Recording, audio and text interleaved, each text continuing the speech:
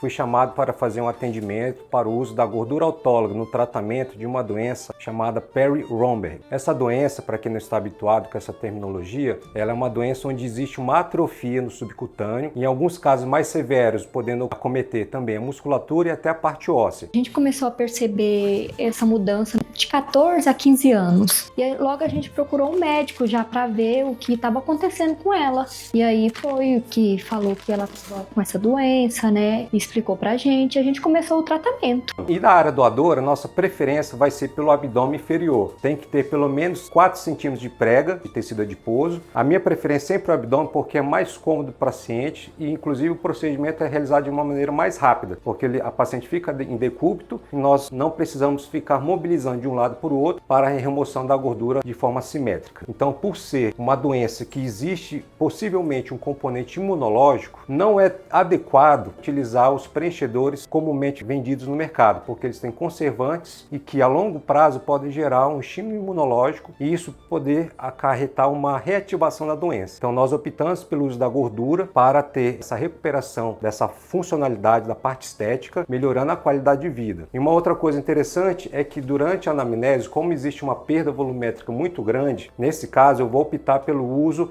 da macrofet e da microfet. Então lembrando que a macrofet é uma molécula preferencialmente volumizadora, ela não tem potencial regenerativo, então a gente vai focar em plano um pouco mais profundo e as regiões onde precisa de um preenchimento mais delicado, eu vou utilizar a microfet. Essa dá um preenchimento mais leve e já tem uma capacidade regenerativa. E para realizar esse tratamento, eu optei pelo sistema tulipinano.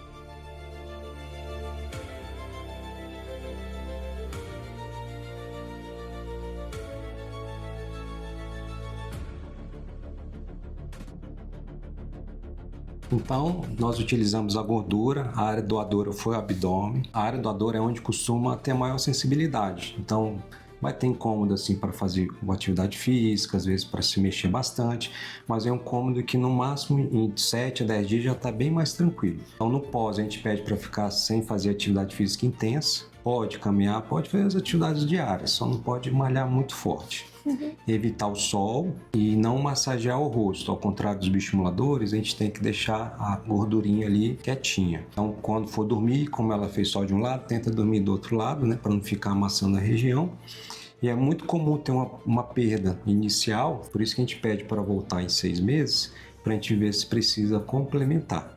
Mas assim, a perda não é grande não, por volta de no máximo 30%. A gente conseguiu hoje estar realizando um sonho dela, de conseguir essa cirurgia dela, né? E eu só agradeço, muito obrigado por tudo. A programação agora é revê-la com um intervalo mínimo de 90 dias, aonde a gordura pode, você vai avaliar o que foi absorvido e avaliar se haverá necessidade de uma segunda sessão ou não.